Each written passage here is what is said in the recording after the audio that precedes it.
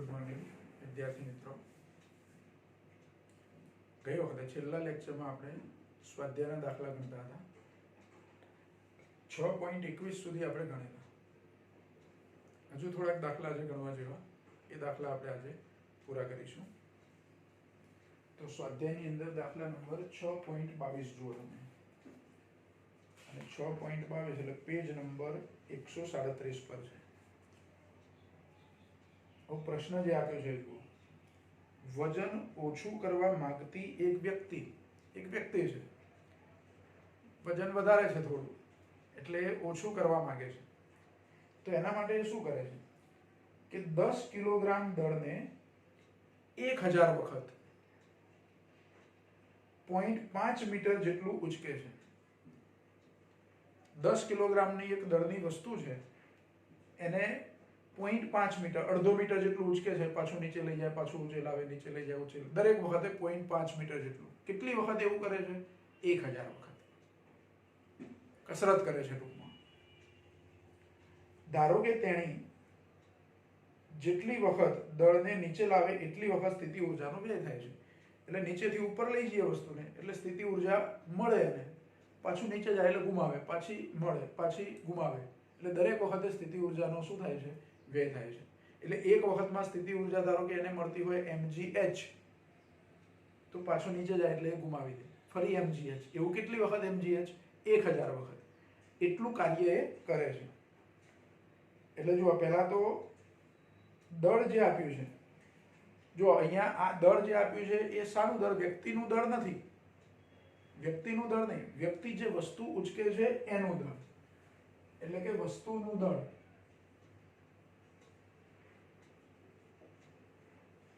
એને m1 કહી દઈએ આપણે. તો m1 બરાબર 10 કિલોગ્રામ. કેટલી ઊંચાઈ સુધી એ વસ્તુને ઉચકે છે? તો 0.5 મીટર સુધી. અને કેટલી વખત ઉચકે છે? તો 1000 વખત. હવે પહેલો પ્રશ્ન એમાં પૂછ્યો છે કે તેણે ગુરુત્વાકર્ષણ બળ વિરુદ્ધ કેટલું કાર્ય કર્યું હશે? તો ગુરુત્વાકર્ષણ બળ વિરુદ્ધ થતું કાર્ય એટલે સ્થિતિ ઊર્જા. પણ કેટલી વખત લેવાનું? 1000 વખત. એટલે પહેલા આપણે આ પહેલા પ્રશ્નની ગણતરી કરીએ.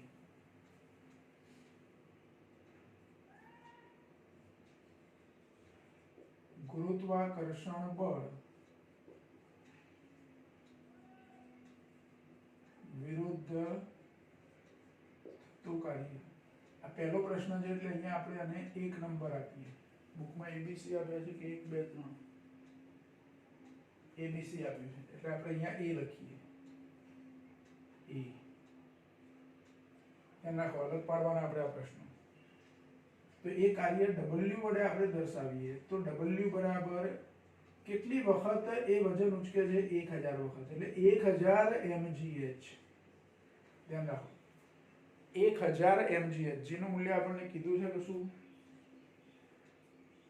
જેનું મૂલ્ય કીધું નથી, એટલે 9.8 લઈ લઈશું.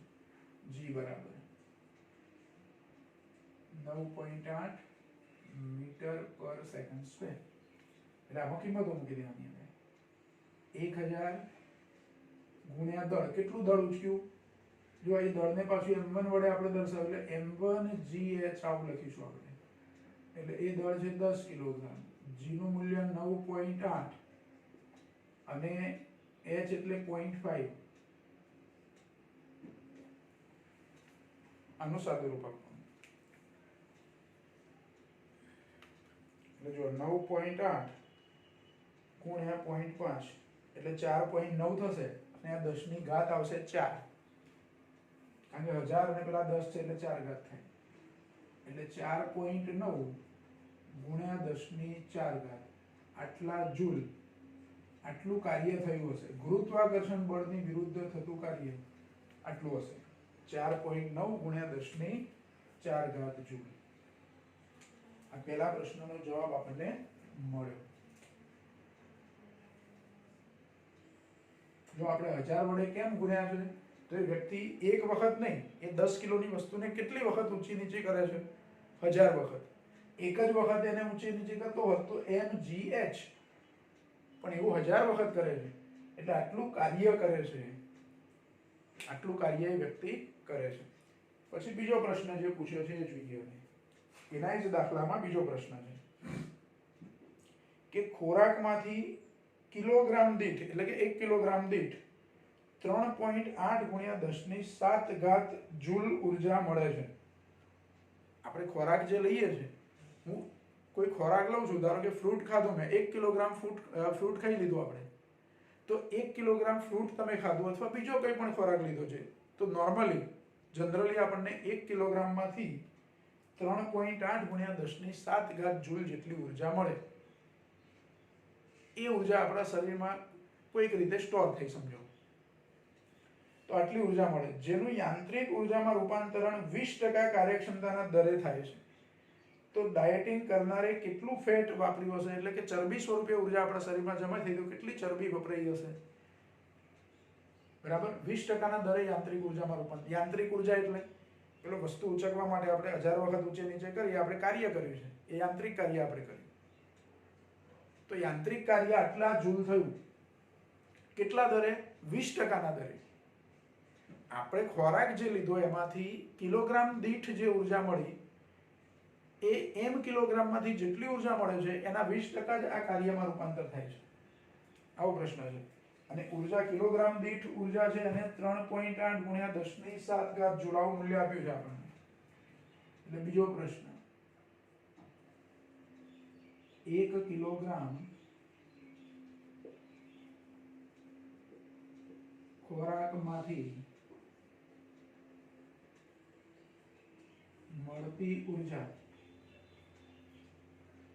આમ તો 1 કિલોગ્રામમાંથી આપણે એવું લખીએ, 1 કિલોગ્રામમાંથી મળતી ઉર્જા બરાબર 3.8 ગુણ્યા 10⁷ જૂલ. તો m કિલોગ્રામમાંથી કેટલી ઉર્જા મળે આપણને? m કિલોગ્રામ એમાંથી કેટલી ઉર્જા મળે?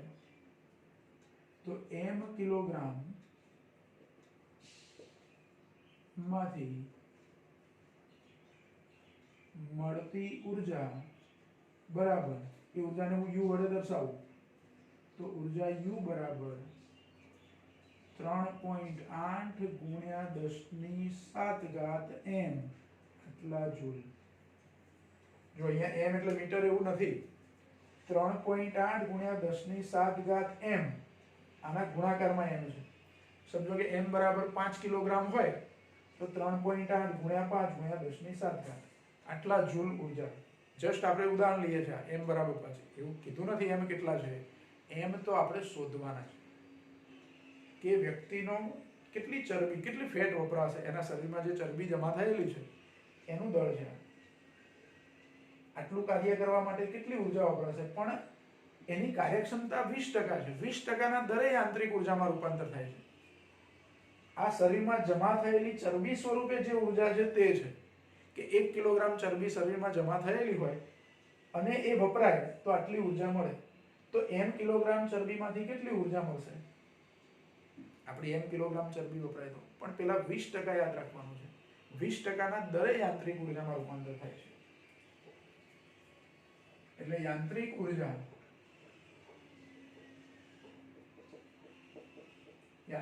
ઉર્જા ધારો કે હું u ડેશ કહી દઉં, યાંત્રિક ઉર્જાને શું કહી દે? u dash.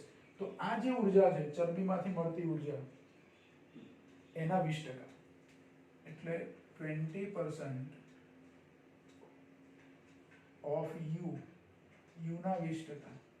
20% એટલે 20 ભાગ્યા 100 એટલે 0.2 લખાય, ગુણ્યા 3.8 ગુણ્યા 10⁷ m આટલા જૂલ. આ u ડેશ મળે. હવે એ વ્યક્તિએ શું કર્યું? આટલી ઉર્જામાંથી 1000 વખત 10 કિલોગ્રામ દળ ઉચક્યું. આ જે ઉર્જા મળી ને એમાંથી એ વ્યક્તિએ શું કર્યું? 1000 વખત પેલું વજન ઉચક્યું, 10 કિલોગ્રામ વજન, 0.5 મીટર જેટલું. તો આ યાંત્રિક ઉર્જા એના ભોગે, એટલે આ ઉર્જા જે મળી એના ભોગે આ કાર્ય થયું. એટલે u ડેશ અને w સરખાવવા, બરાબર. એટલે એ વપરાયેલી ચરબી એનું દળ મળશે આપણને.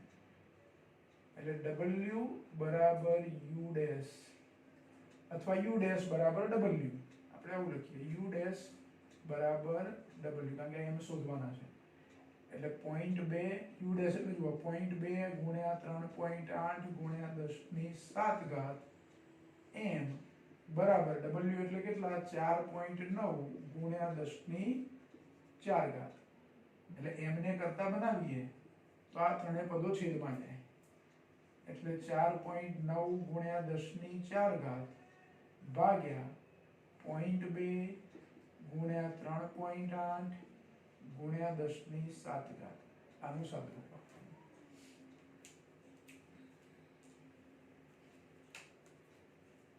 એટલે જો 4.9 ભાગ્યા 0.2 અને ભાગ્યા 3.8 એટલે 6.45 એવું મળે છે આપણને અને ઘાત જે આવે તે 6.45 ગુણ્યા 10 ની -3 થશે આ 7 પ્લસ છે ઉપર જાય તો માઈનસ થાય અને ઉપર 10 ની 4 છે એટલે -3 થાય એમ બરાબર આટલા કિલોગ્રામ હવે જો 10 ની -3 કિલોગ્રામ આ કિલોગ્રામમાં કિલો એટલે 10⁻³ અને આ 10⁻³ એટલે ગ્રામ થઈ ગયા 6.45 ગ્રામ એમ બરાબર 6.45 ગ્રામ એટલે એ વ્યક્તિના શરીરમાંથી જે ઊર્જા સંગ્રહ થયેલી છે ચરબીમાં એ ચરબીનું ઊર્જામાં જ્યારે રૂપાંતર થાય છે ત્યારે 6.45 ગ્રામ ફેટ એટલે ચરબી 6.45 ગ્રામ ફેટ એની વપરાય છે એટલી ઊર્જા એની વપરાય છે 1000 વખત 10 કિલોગ્રામ દળને 0.5 મીટર જેટલું ઊંચું કરે ત્યારે આટલી ફેટ એની શું થાય છે વપરાય છે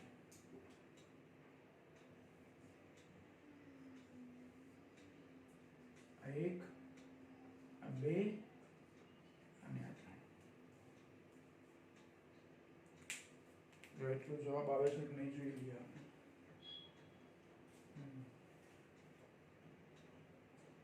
બુકમાં 6.4 જ આપ્યું છે ખાલી આ 6.45 ને બદલે બુકમાં 6.4 એવું આપ્યું છે ચાલે આપણો જવાબ જે આવતો હોય તે લખ્યો છે આપણે બરાબર તો જો આ એક પણ અગત્યનો દાખલો થયો પહેલો આટલો દાખલો તમે ગણી લો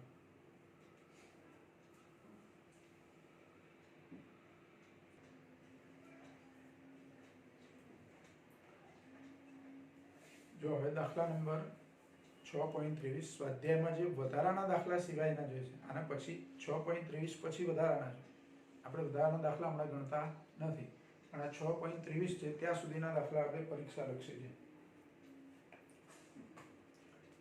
તો જો પ્રશ્ન આપ્યો છે અગત્યનો પ્રશ્ન છે એક કુટુંબ 8 કિલોવોટ પાવરનો ઉપયોગ કરે છે હમણાં આપણે પેલો દાખલો ગણે તો એમાં કીધેલું કે 4.5 કિલોવોટ કે બલ્બ છે 3 બલ્બ છે ધારો કે 20 વોટના તો 60 વોટ થાય આપણે આખા ઘરની ઊર્જા ગણવાની વાત કરેલી આગળના લેક્ચરમાં તો એવી રીતે એક કુટુંબ 8 કિલોવોટ જેટલી ઊર્જા વાપરે છે વધારે વાપરે છે એવું કહેવાય હવે ઘરના બધા જે જુદા જુદા સાધનો હોય એનું ટોટલ એના પાવરનું ટોટલ છે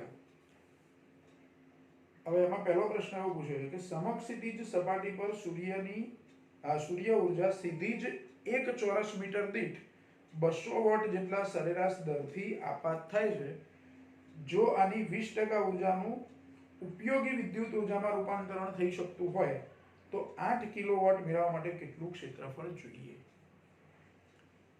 જો તમને ખબર હોય તો અત્યારે ગવર્મેન્ટની પેલી સ્કીમ છે રૂફટોપ વાળું સોલર રૂફટોપ આ સોલર રૂફટોપ એ શું છે તો એવી પ્લેટો હોય તમે જોયું હશે કોઈના ઘર પર લગાવેલું હોય તો એ સોલર પ્લેટ પર સૂર્યની ઊર્જા જે આપાત થાય છે 1 ચોરસ મીટરમાં 200 વોટ જેટલી ઊર્જા આપાત થાય છે સરેરાશ પણ એ 200 વોટનું વિદ્યુત ઊર્જામાં રૂપાંતર થતું નથી એ આપાત ઊર્જામાંથી અમુક ઊર્જા તો પરાવર્તિત થઈ જાય બરાબર એટલે બધી ઊર્જા 200 વોટનું 1 મીટર ચોરસ મીટરમાં ઊર્જામાં રૂપાંતર થતું નથી વિદ્યુત ઊર્જામાં 20% જેટલી ઊર્જાનું વિદ્યુત ઊર્જામાં રૂપાંતર થાય છે બરાબર અને ઘરની વાત કરી છે જે ફેમિલીની વાત કરી છે એ તો 8 કિલોવોટ ઊર્જા વાપરે છે તો એને કેટલું ક્ષેત્રફળ એ રૂફટોપ જે છે સોલર રૂફટોપ એ કેટલા ક્ષેત્રફળમાં લગાવવું જોઈએ એટલે ગણતરી કરીને આપણે કહેવાનું છે બરાબર તો કેટલા ક્ષેત્રફળની અંદર એ રૂફટોપ પ્લાન્ટ એને લગાવવો પડે. પછી બીજો પ્રશ્ન છે, આ ક્ષેત્રફળને સામાન્ય રીતે જોવા મળતા ઘરના છાપરાના ક્ષેત્રફળ સાથે સરખાવો. કે એક માપનું મીડિયમ ઘર હશે, મીડિયમ સાઇઝનું, નોર્મલી એક ફેમિલી રહેતું હોય એવું, તો એ ઘરનું છાપરું એટલે કે એની છત, એની જે ઉપરનું ટેરેસ જે છે એ છત પર એ છતનું આટલું એમ કે ક્ષેત્રફળ હશે ખરું, કે મોટી વધારે જગ્યા જોઈશે એને, એવું ગણતરી કરીને કહેવાનું છે. એટલે જુઓ, એક કુટુંબ દ્વારા વપરાતો પાવર એ આપ્યો છે આપણને. એક કુટુંબ દ્વારા વપરાતો પાવર બરાબર 8 કિલોવોટ એટલે કે 8000 વોટ. આટલો પાવર એક ફેમિલી વાપરે છે. જો અમારી ગણતરી પ્રમાણે તો 8000 વોટ એટલે વધારે કહેવાય, આશરે 3000 વોટ જેટલો અંદાજે હોય, બરાબર. પણ અહીંયા આપણને 8000 વોટ આપે છે. હવે ચોરસ મીટર દીઠ 200 વોટ જેટલા સરેરાશ દરથી આપાત થાય, પણ એમાંથી વિદ્યુત ઉર્જા તો 20% છે, 20% જ વિદ્યુત ઉર્જા મળે છે. એટલે એક ચોરસ મીટર દીઠ મળતી વિદ્યુત ઉર્જા એ સોલાર પ્લેટ હોય એમાંથી એ કેટલી છે? 200 ના 20%. આ ધ્યાન રાખો, એક ચોરસ મીટર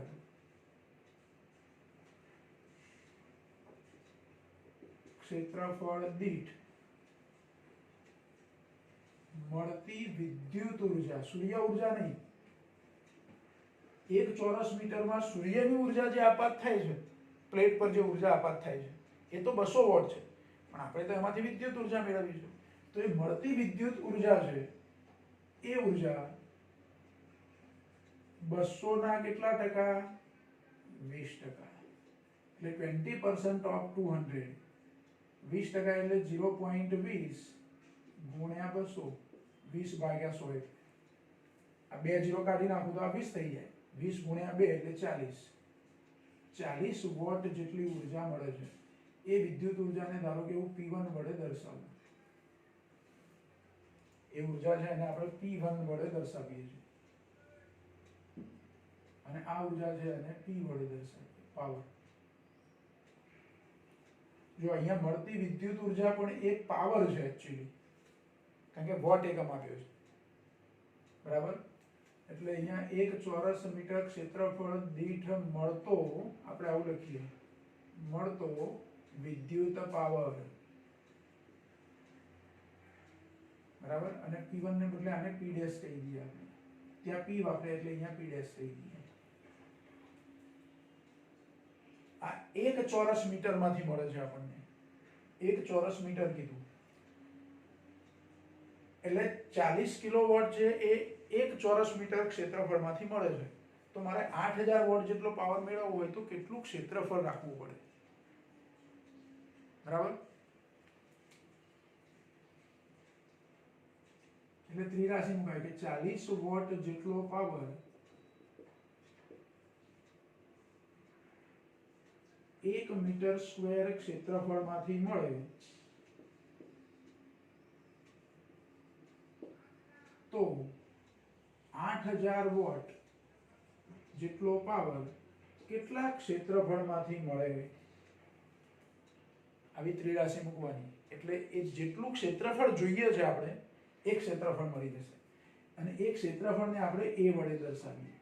તો 8000 ગુણ્યા 1 ભાગ્યા 40, 8000 ગુણ્યા 1 એટલે 8000 ભાગ્યા 40, એક એક જીરો જતો રહેશે, 800 ભાગ્યા 4, 4 દુ 8 એટલે 200 મીટર સ્ક્વેર ક્ષેત્રફળ જોઈએ. એટલે આપણે ટેરેસ પર જે સોલર રૂફટોપ પ્લાન્ટ જે લગાવવાનો છે એ કેટલા ક્ષેત્રફળમાં લગાવવો પડે તો 8000 વોટ જેટલો પાવર મને મળે તો 200 મીટર સ્ક્વેર. હવે આને એક સામાન્ય ઘરની છત સાથે એને સરખાવવું છે, છાપરું એવું કીધું છે અહીંયા, છાપરું એટલે છત, એની સાથે આપણે સરખાવવું છે.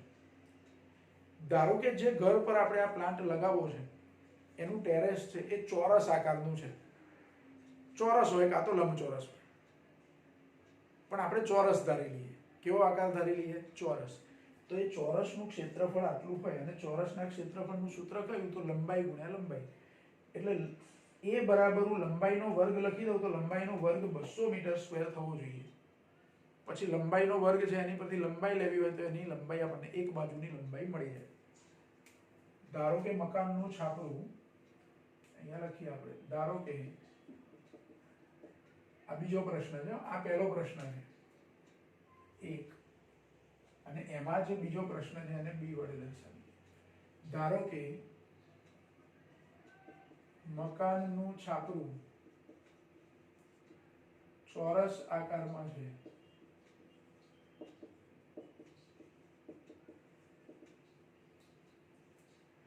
ચોરસ આકારમાં હોય તો છાપરાનું ક્ષેત્રફળ, મકાનના છાપરાનું ક્ષેત્રફળ કેટલું હોવું જોઈએ આ પ્લાન્ટ લગાવવા માટે? તો a બરાબર l² અને માટે l² બરાબર હું કેટલા લઈ શકું? 200. તો l કેટલા થાય? તો 200 નું વર્ગમૂળ લેવાનું આવે.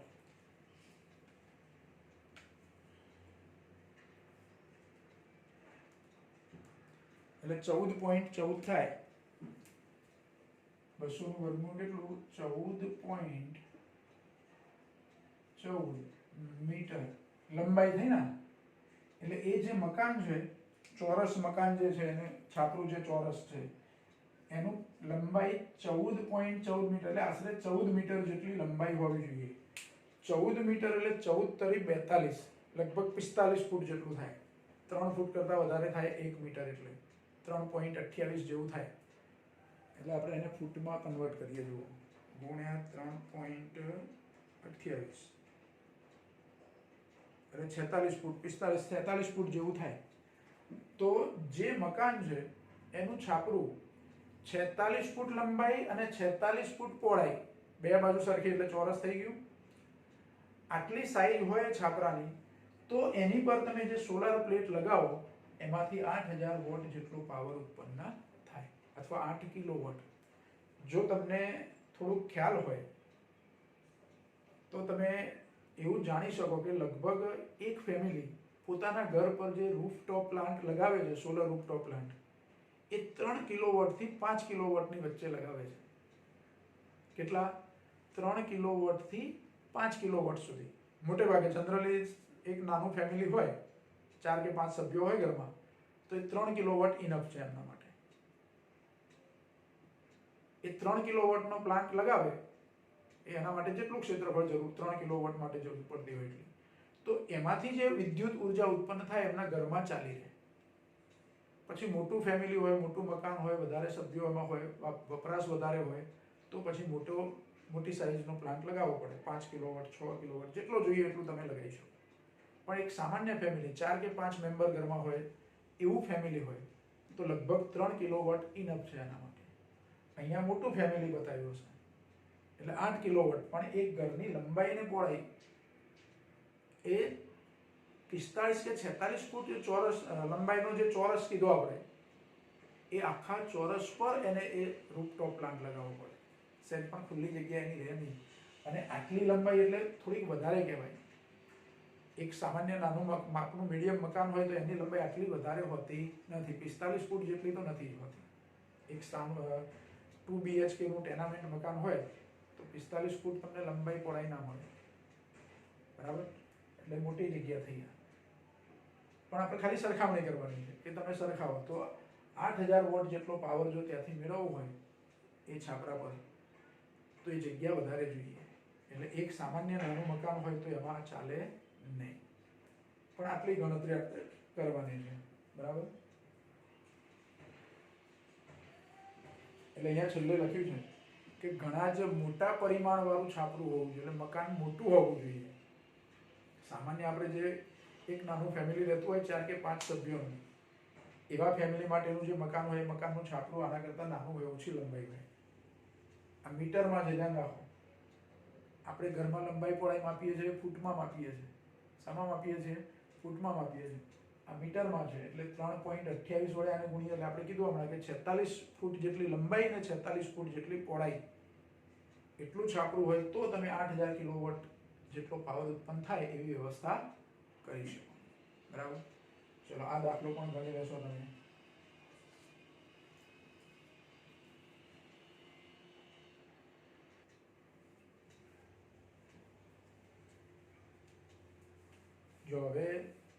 સ્વાધ્યાયની અંદર પહેલો દાખલો, પહેલો પ્રશ્ન જે આપણે બાકી રાખેલા વચ્ચે અમુક પ્રશ્નો એવું કીધેલું કે આપણી સમજણ પરથી થિયરી જે શીખ્યા છે એના આધારે ખાલી પ્રશ્નોના જવાબ આપવાના છે, કોઈ ગણતરી કરવાની નથી. એવા અમુક પ્રશ્નો છે. આપણે એકાદ પ્રશ્ન એવો સમજીએ, બાકીના પ્રશ્નો તમે જાતે વાંચી અને એના જવાબ આપી શકો એવા પ્રશ્નો છે. એટલે આપણે બધા ગણતા નથી, પણ પહેલો દાખલો છે, પહેલો પ્રશ્ન છે એ સમજીએ. હવે એમાં શું કીધું છે કે કોઈ પણ જગ્યાએ, જો એનું ટાઇટલ જે આપ્યું છે જુઓ, કે કોઈ પણ પદાર્થ પર થતા કાર્યનું ચિહ્ન સમજવું અગત્યનું છે. આપેલી રાશિઓ ધન કે ઋણ છે તે કાળજીપૂર્વક દર્શાવો. એટલે જુદા જુદા 5 પ્રશ્નો પૂછ્યા છે, A, B, C, D અને E. આ દરેકની અંદર જે કાર્યની વાત કરી છે એ કાર્યનું ચિહ્ન કયું હશે, કાર્ય ધન હશે કે ઋણ હશે એ નક્કી કરવાનું.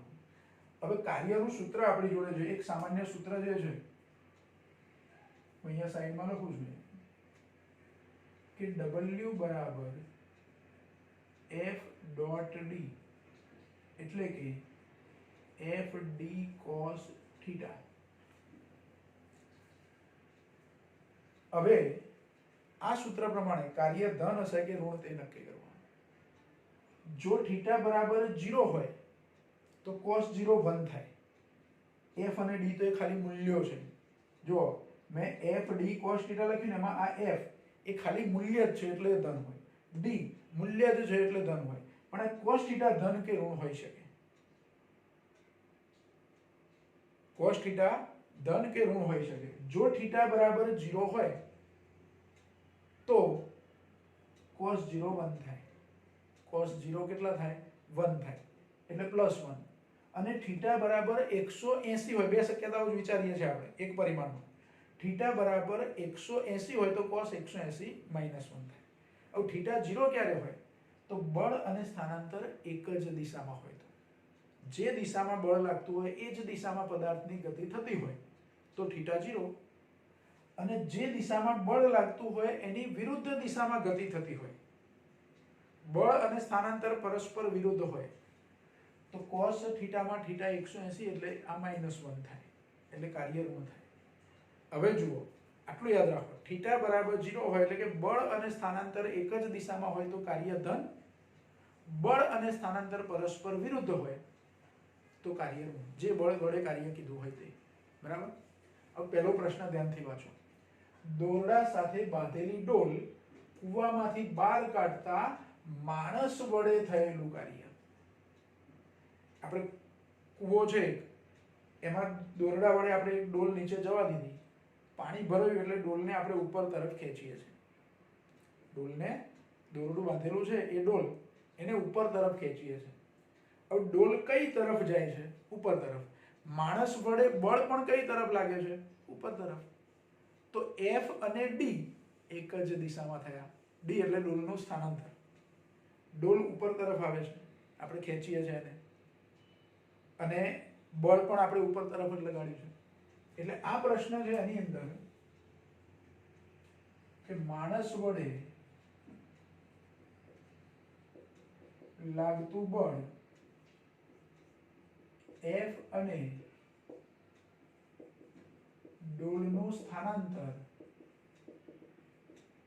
D એક જ દિશામાં છે.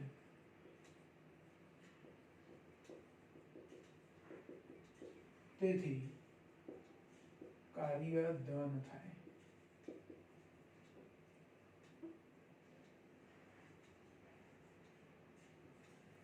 કાર્ય કેવું થાય? ધન થશે. એ ધન કેવી રીતે? તો F અને D ધન જ છે, થીટા 0 લો એટલે cos 0 1 થઈ જાય, એટલે આ જવાબ ધન થાય. આ સૂત્ર પ્રમાણે. પણ આપણે સૂત્ર લખવું જરૂરી નથી, આપણે કહી દીધું અહીંયા કે બંને એક જ દિશામાં છે. એક જ દિશામાં છે એટલે કાર્ય કેવું થાય? ધન થાય. એટલે પહેલા પ્રશ્નમાં જવાબ ધન આવશે. બીજો પ્રશ્ન શું છે? તો પ્રશ્ન એનો જ છે, પણ સહેજ બદલી કાઢ્યું છે કે ઉપરના કિસ્સા એમાં, એટલે કે ડોલને કૂવામાંથી ખેંચતા હોય તે વખતે ગુરુત્વાકર્ષણ બળ વડે થયેલું કાર્ય કેટલું હશે? તો ડોલને તમે ખેંચો છો ઉપર એટલે એનું સ્થાનાંતર ઉપર તરફ છે, પણ ગુરુત્વાકર્ષણ બળ કઈ તરફ લાગે એની પર? નીચે તરફ. એટલે અહીં બીજા પ્રશ્નમાં ગુરુત્વાકર્ષણ બળ અને ડોલનું સ્થાનાંતર પરસ્પર વિરુદ્ધ દિશામાં થયું. અને પરસ્પર વિરુદ્ધ એટલે કાર્ય કેવું? ઋણ. એટલે અહીંયા લખીએ આપણે બીજા પ્રશ્નમાં જવાબમાં કે ગુરુત્વાકર્ષણ બળ અને ડોલનું સ્થાનાંતર પરસ્પર વિરુદ્ધ દિશામાં છે.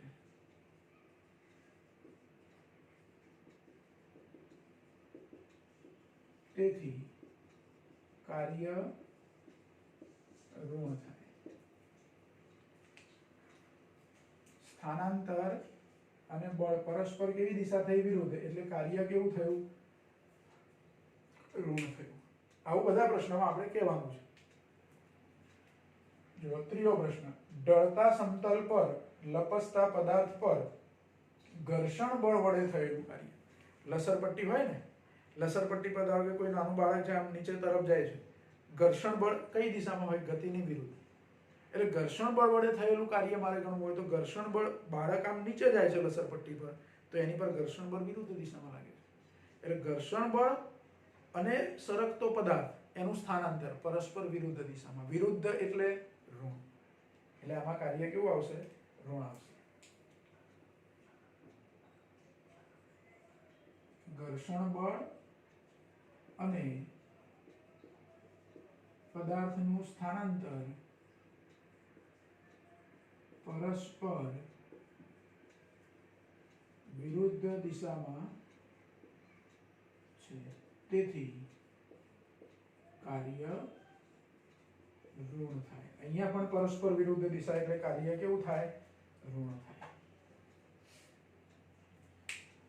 ચલો પછીનો પ્રશ્ન, ખરબચડા સમક્ષિતિજ સમતલ પર સમાન વેગથી ગતિ કરતા, સમાન એટલે એક સરખા વેગથી ગતિ કરતા પદાર્થ પર લગાડેલ બળ, લગાડેલું બળ એટલે બાહ્ય બળ વડે થતું કાર્ય.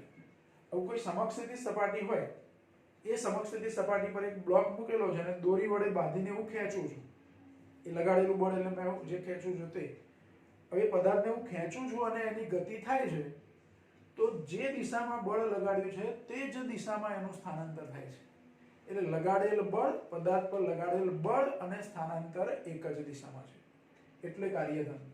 પણ આ જ પ્રશ્નમાં ઘર્ષણ બળ વડે થતું કાર્ય પૂછ્યું હોય તો પદાર્થને હું બાહ્ય બળથી ખેંચું છું એટલે પદાર્થ મારી તરફ ગતિ કરે છે, પણ ઘર્ષણ બળ તો એની વિરુદ્ધ હોય.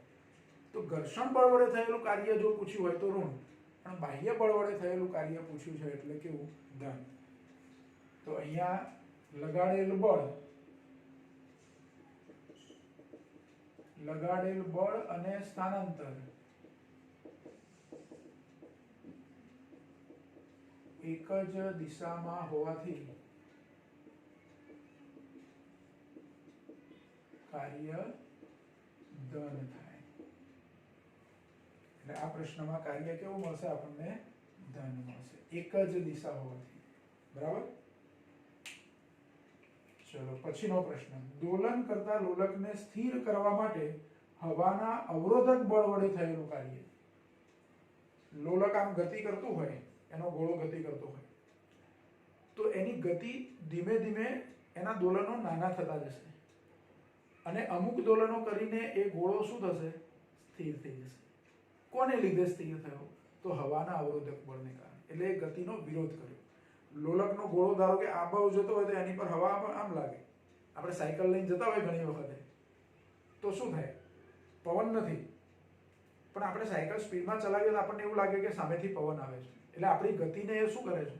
રોકે છે. તો હવાનું અવરોધક બળ એ ગતિની વિરુદ્ધ દિશામાં હોય. એટલે અહીંયા લોલક પર લાગતું હવાનું અવરોધક બળ અને લોલકનું સ્થાનાંતર એ પરસ્પર વિરુદ્ધ, એટલે કાર્ય કેવું? ઋણ થશે. હવાનું અવરોધક બળ અને લોલકનું સ્થાનાંતર પરસ્પર વિરુદ્ધ દિશામાં છે. તેથી કાર્ય ઋણ થાય. જો જેટલા જેટલા પ્રશ્નમાં કાર્ય ઋણ મળ્યું ત્યાં ગતિ કેવી હતી? પરસ્પર વિરુદ્ધ દિશા. એટલે બળ અને સ્થાનાંતર પરસ્પર વિરુદ્ધ દિશામાં હતું તો ઋણ, અને બળ અને સ્થાનાંતર એક જ દિશામાં હોય તો ધન. પહેલામાં જવાબ ધન મળ્યો, પછી ત્રીજામાં આપણને જવાબ ધન મળ્યો. સોરી, ત્રીજા ને ચોથામાં. પહેલા અને ચોથામાં ધન છે, બીજા, ત્રીજા અને પાંચમામાં જવાબ ઋણ છે, કારણ કે એ વિરુદ્ધ દિશા હતી બળ અને સ્થાનાંતર. એટલે જો આવા પ્રશ્નો પૂછ્યા હોય તમને, તો આપણે જે થિયરી શીખ્યા છે એમાં સૂત્ર શીખેલા છે ઓલરેડી, તો એના આધારે થોડુંક સમજી અને આવી રીતે પ્રશ્નોના જવાબ આપવાના છે. બરાબર? આજનું કામ અહીંયા આપણે પૂરું કરીએ છીએ. હવે જે થિયરી બાકી રહી છે આપણી, એ થિયરી લઈશું અને પછી એ થિયરીના લગતા દાખલા જે બાકી હશે તે લઈશું.